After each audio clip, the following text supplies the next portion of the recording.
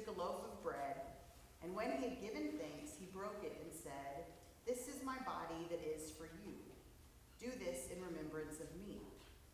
In the same way, he took the cup also after supper, saying, "This is the cup of the new covenant in my blood. Do this as often as you drink it in remembrance of me. For as often as you eat this bread and drink the cup, you proclaim the Lord's death until he comes. Whoever, therefore, eats the bread or drinks the cup of the Lord in an unworthy manner will be answerable for the body and blood of the Lord. Examine yourselves, and only then eat of the bread and drink of the cup.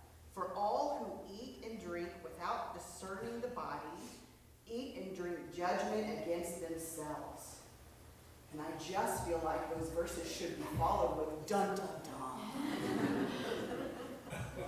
Not eating or drinking in an unworthy manner was a big deal when I was growing up. The church always gave us time to get right with God before we were going to come and take communion. Am I on? Aaron says no. John says we don't know. Am I on now? Did I switch the button and turn on my mic from back here? That's helpful. That's helpful.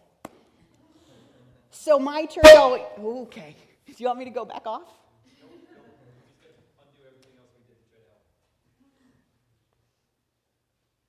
So my church growing up, like I said, always gave us this time to get right with God so that we wouldn't be eating or drinking in an unworthy manner. And this get right with God time was about remembering our own sins and making sure we confess them and ask for forgiveness before we took a step toward that communion table. And I think this is common for many kids raised in a certain type of Christian community.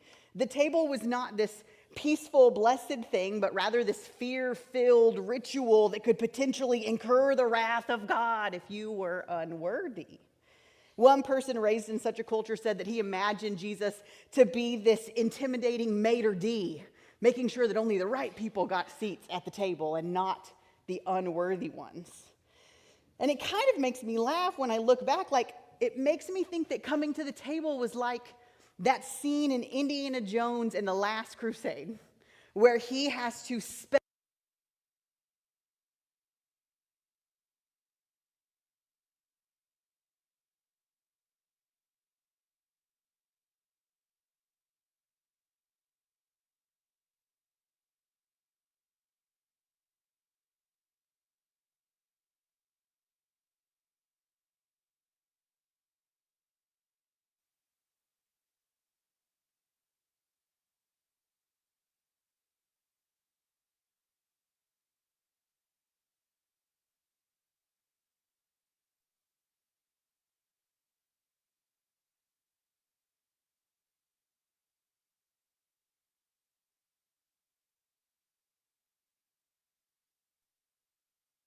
because this concept around eating and drinking in an unworthy manner has been completely taken out of context.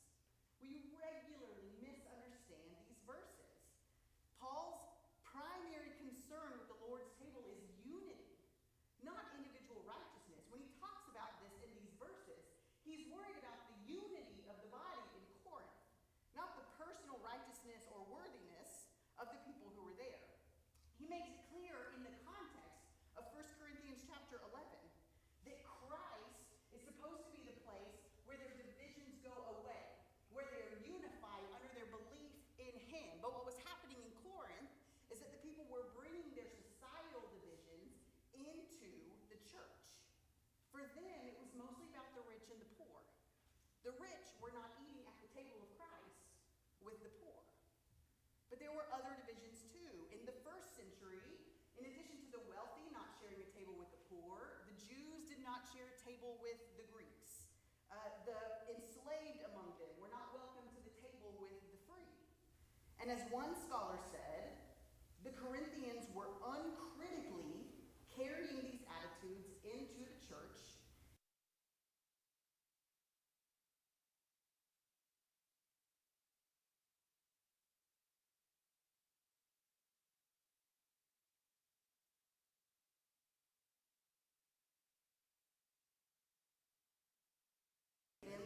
One in the spirit.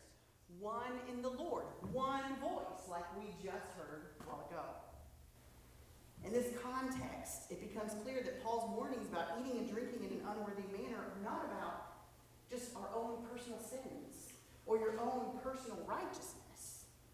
Before we come to the Lord's table, Paul says, we are to discern whether there are divisions within our community, whether anyone is being mistreated or marginalized, whether we're coming to the table as one body with many parts unified in Christ, or as those still divided by the categories of our society. Self-examination is good. I'm not trying to knock understanding and reckoning with your own personal righteousness. That's just not what Paul's asking us to do in these verses.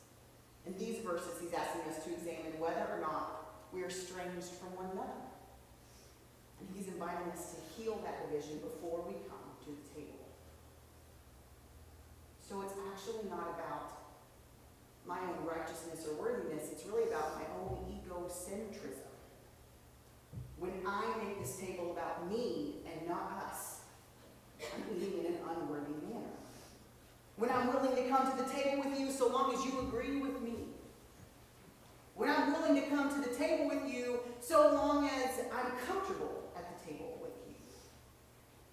When I'm willing to share communion with some but not others. That's when we profane the table of Christ and eat in an unworthy manner. When it ceases to be about us coming together in unity. So as Evan mentioned in his welcome, which I thought was great, by the way, although I'd love to hear some embarrassing stories of Addie or Hudson if you've got them later. We've been talking these past few Sundays about the table of peace and how peace, or God's shalom, is not simply the absence of conflict, but the presence of something better in its place. In the Old Testament, when warring nations make shalom, it's not just that they stop fighting. It's that they start working together for each other's benefit, trading, helping one another, using goodwill with each other. So shalom is not just the absence of conflict, but the presence of something better. And we've talked recently about how this shalom, this peace of Christ, can transform our lives personally, and how we can work to wage peace in our communities.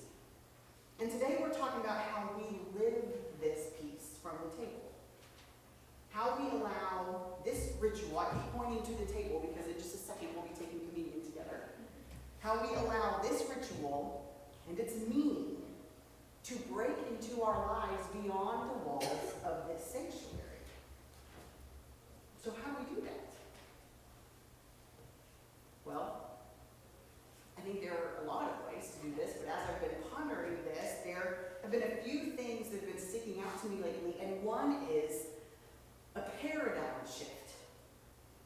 Adopting the paradigm of the table. So follow this train of thought with me if you can. My husband tells me often that my brain is a crazy place to be. So follow this with me. We're talking about the table of Christ as the table of peace. And peace, or God's shalom, is about working toward each other's benefit.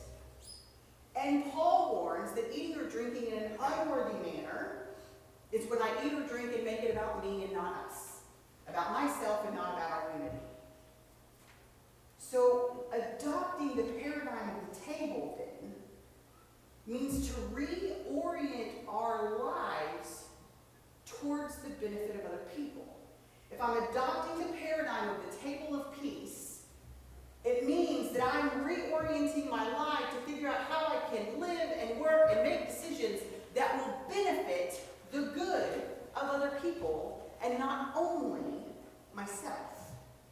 So what if my paradigm, my point of reference for the world, wasn't just about me and what I wanted and what was best for me or my family, but was also oriented around the well-being of other people? One of you told me a story a little while ago, and I did not get the chance to ask your permission before telling it, so I'm telling this story anonymously. And if you want to confess to it after the service, you just raise your hand and we'll know who you are. It's a good story. It's a good story. A few months ago, maybe about a year ago now, we have our church whose a window at their house got broken. Somebody we think was maybe trying to break into their home. And they came home and found that the front window of their house had been broken, but nothing was missing, nobody had gotten in. And what seems to have happened is that this guy was walking around trying to get in the doors and couldn't, finally picked up some heavy object, hurled it at the front window, and it's about that point where other neighbors came out and saw him and scared him off and said they were going to call the police. But in figuring out what was going on, one of the across the street neighbors came up and told our member, hey, I got it all on my Ring doorbell camera. And he pulled up his phone and showed him the video of everything that had happened, watching this guy walking around the house and trying to get in, and he could see everything from his Ring doorbell. So they called the police, they did everything they needed to do, they got the window fixed. But here's what this church member said to me. He said, I had considered getting a Ring doorbell, and I didn't want to, I didn't need to, there was no point. But this was the first time that I realized how me having a Ring doorbell could actually benefit somebody else. How me getting one of these electric video camera doorbells could actually be beneficial to my neighbors around me. I never thought of it from that perspective before, but at least at the time, however many months ago this was, they said that they were going to consider getting a Ring doorbell now that they realized how it could benefit somebody else. This is what I mean when I say, what if our paradigm, what if our point of reference for how we function in this world, was geared toward increasing the well-being of others, benefiting other people and not just ourselves. I have another friend who has a lot of investments. And one of the things that she and her husband decided to do at the very beginning when they started investing was to invest in companies that are doing good things in the world. So companies that have good environmental stewardship practices or companies that have good human rights practices. When they looked at how they wanted to invest, they didn't just look at what was going to make them the most money. They looked at what companies can we support that are also doing other good things. So it was a complete kind of reorientation of a value system for how they invested their money. So in both of these cases, the doorbell and the investments, the paradigm was shifted from the self to the collective. It wasn't just about the I or the me, it was about other people too. And in both of these cases, it actually meant that the I or me suffered a little bit. So in the case of the doorbell, that person, if they did get a Ring doorbell for their neighbors, they would have to incur a higher electric bill. Ring doorbells cost way more than just regular everyday doorbells. And then you have a monthly payment for them, right? But that was something that they were willing to do if it benefited their neighbors. In the case of my friends and their investments, they probably could have chosen other companies that would make them more money faster. But instead, they chose to take a little bit less of a return for themselves, a little bit slower of a return for themselves, in order to support companies that were also doing good in the world. In both cases, the I, the me, wasn't the most important thing. It wasn't the only thing they considered. They had oriented themselves towards how their own actions and their own choices could be beneficial to other people around them. And for Paul, in our verses from Corinth, it wasn't just about considering others just generally, but it was also about considering those who, I guess we would really say, are other, a certain kind of other. In Corinth, it was the marginalized groups who were still coming up short. It was the poor who were being excluded from the table. It was the enslaved who weren't being invited to eat with the free at the table of Christ. So when Paul talks about orienting ourselves towards others and working toward unity, he's saying especially those who already tend to be marginalized in one way or another. We all know from Christ's teachings that a hallmark of our faith is to care for the marginalized and the oppressed and the orphans and the widows and the poor and the foreigner in our midst and the outcasts, because they are the most vulnerable in our society. And if all the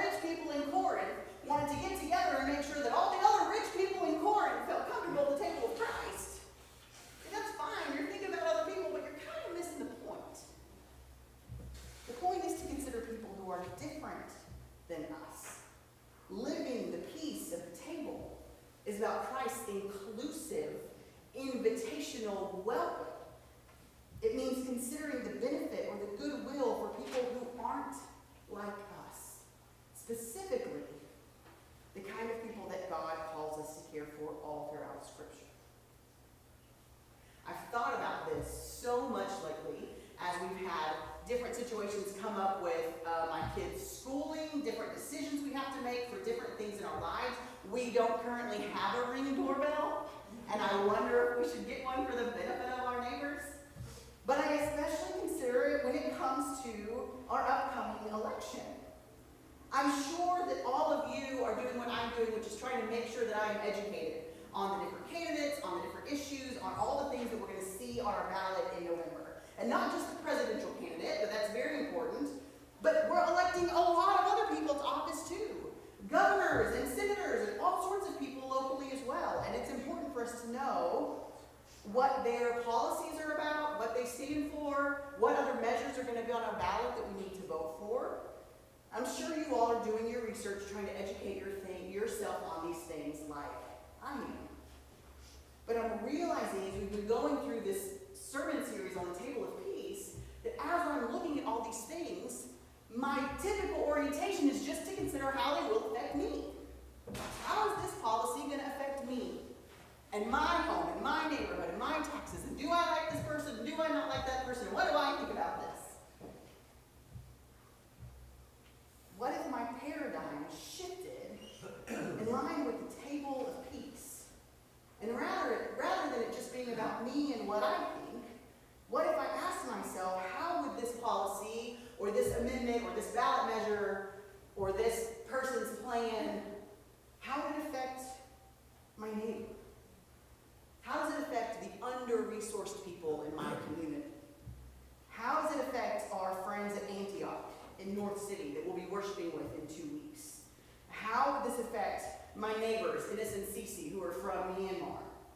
What if this measure would give me a tax cut, but it would hurt the local school district and the kids who go there? What if this measure would increase my taxes, but it would benefit parts of the city that really need it?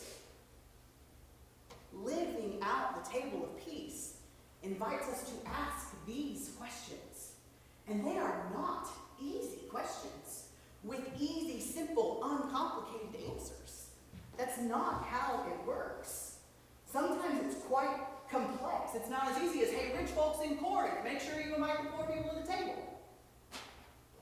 It's layered, and it presents dilemmas that we really have to wrestle with as we figure out what it means to live as followers of Christ in our context today.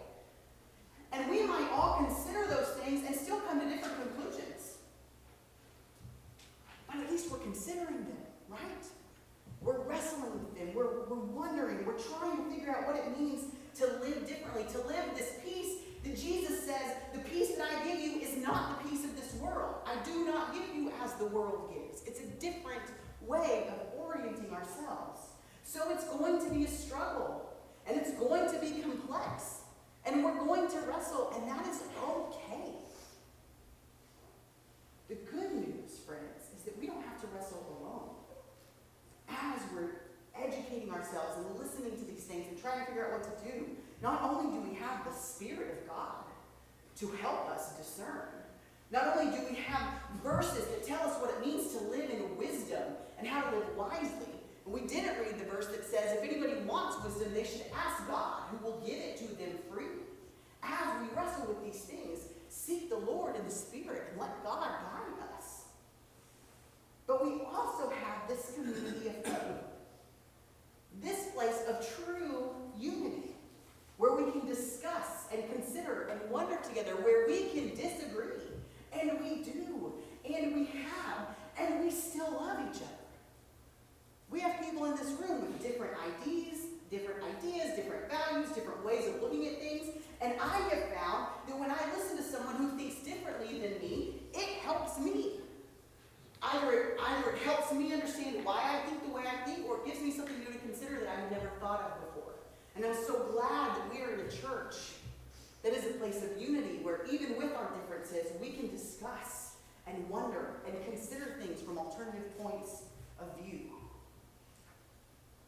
Living out the table of peace Does not mean we will always know the right answer, and it doesn't mean there will always be an easy answer. But it's a paradigm shift, a reorientation for how we live and work and exist and make decisions in this world.